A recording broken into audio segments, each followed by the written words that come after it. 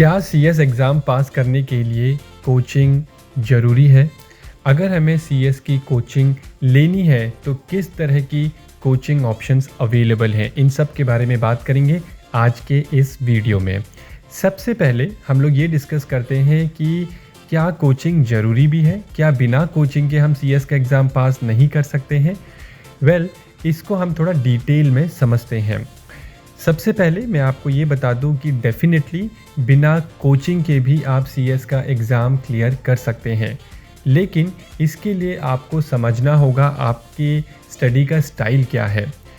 आपके स्टडी के स्टाइल से मेरा मतलब ये है, क्या आप सेल्फ मोटिवेटेड रहते हो या फिर आप एक सेल्फ ड्रिवन स्टूडेंट हो जो कि एक कंसिस्टेंसी मेंटेन करके रेगुलर बेसिस पे अपने स्टडी को टाइम देता है।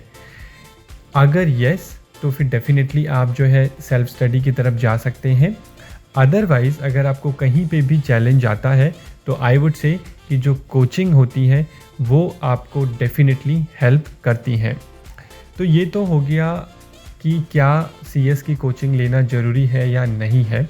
आगे हम जब टाइप ऑफ कोचिंग के बारे में बात करेंगे तो आपको इसका आंसर और क्लियर मिल जाएगा। तो अभी कौन कौन सी कोचिंग मार्केट में अवेलेबल हैं? देखिए, कोविड के बाद सबसे पॉपुलर जो अभी कोचिंग चल रही है दैट इज़ ऑनलाइन कोचिंग, यानी कि आपकी जूम पे क्लासेस हो रही हैं या फिर आपको रिकॉर्डेड सेशंस मिल रहे हैं। तो ऑनलाइन में भी दो वैरायटी हो गई, एक लाइव सेशंस और एक हो जाता है रिकॉर्डेड सेशंस। अगर हम लाइव सेशंस में भी देखें तो कुछ सेशंस ऐसे होते हैं जहाँ पे टीचर और स्टूडेंट एक दूसरे को देख सकते हैं, एक दूसरे से जब चाहे बात कर सकते हैं। So it is as good as a classroom. लेकिन कुछ लाइव सेशंस ऐसे भी होते हैं जैसे यूट्यूब लाइव है या फिर किसी और प्लेटफॉर्म पे लाइव चल रहा है, जहाँ पे टीचर जो है वो स्टूडेंट को नहीं देख पाता है, लेकिन स्टूडेंट टीचर को देख पाते हैं। और प्लस अगर स्टूडेंट को कुछ क्वेश्चन पूछना है तो उनको चैट पे पूछना पड़ेगा। तो अगर आप मुझसे पूछेंगे पर्सनली तो मेरे हिसाब से online coaching is very very good, but इसमें हमें लाइव सेशंस की तरफ जाना चाहिए, यानी कि जो जूम पे हो रही हो या फिर किसी भी प्लेटफॉर्म पे। बट द आइडिया इज़ कि स्टूडेंट और टीचर एक दूसरे से इंटरेक्ट कर सकें, क्योंकि चैटिंग में कई बार हम पूरा क्वेश्चन अपना अच्छे से एक्सप्लेन नहीं कर पाते हैं, टीचर को भी समझ में नहीं आता है, तो कम्युनिकेशन गैप वहाँ पे आ जाता है। लेकिन अगर आप 1 to 1 इंटरेक्ट कर रहे हैं तो ये जो कम्युनिकेशन गैप है ये दूर हो जाता है। उसके बाद एक हमारा traditional which is the classroom coaching, जहाँ पे आपको कम्यूट करना पड़ता है, लेकिन क्लासरूम कोचिंग डेफिनेटली इसका तो कोई रिप्लेसमेंट ही नहीं है। अगर आप क्लासरूम टीचिंग कर सकते हैं और आपके पास और कोई रेगुलर कोर्स नहीं है या फिर आप कोई ट्रेनिंग नहीं कर रहे हैं और आपके पास टाइम है, आप पूरी डेडिकेशन के साथ सीएस की प्रिपरेशन में ही लगे हुए हैं, तो आप ऑफलाइन कोचिंग के लिए भी जा सकते हैं। अब यहाँ पे कुछ और पॉइंट हम लोग डिस्कस करेंगे।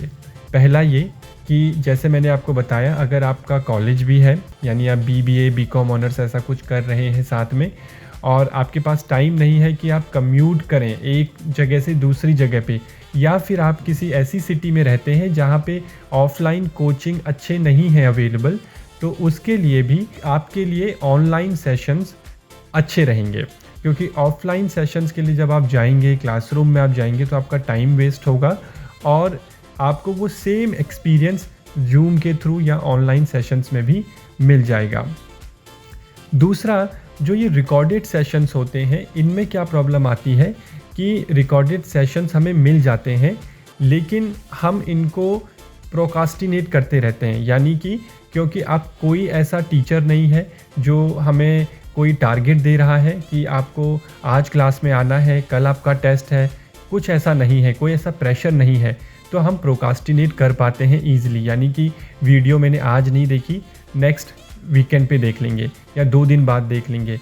फिर जब एग्ज़ाम पास में आ जाता है तो हम उन्हीं वीडियोस को फास्ट फॉरवर्ड मोड में देखने लग जाते हैं या आधा अधूरा छोड़ देते हैं। So it is as good as a speaking book. जैसे आपकी बुक होती है, अगर आप बुक से भी पढ़ना चाहो तो अपने एग्ज़ाम को क्लियर कर सकते हो, लेकिन उसी तरह से ये वीडियोस भी हैं, रिकॉर्डेड वीडियोस।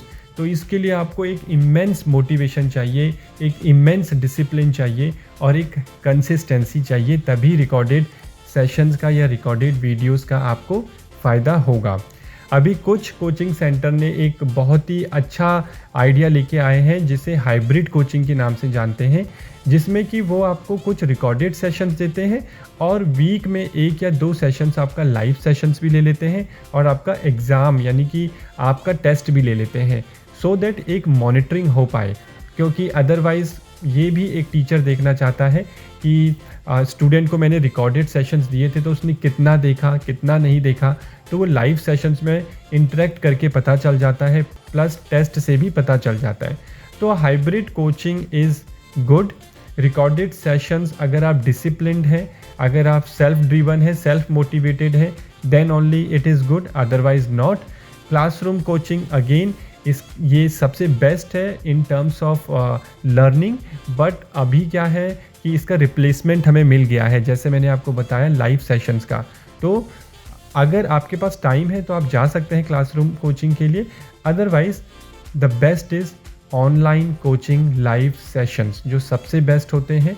इससे आपका टाइम, मनी सब कुछ बचता है। Even if you are in Tier 2 city, Tier 3 city, doesn't matter, best teacher से कोचिंग ले सकते हैं।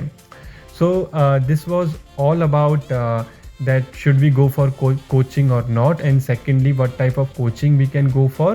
कोचिंग से डेफिनेटली आपको जो बेनिफिट मिलते हैं, एक तो डिसिप्लिन आ जाता है, क्योंकि अगर हम सेल्फ स्टडी के मोड में जाते हैं तो हम प्रोकास्टिनेट कर लेते हैं, चीज़ों को हम लोग रेगुलर बेसिस पे नहीं करते हैं।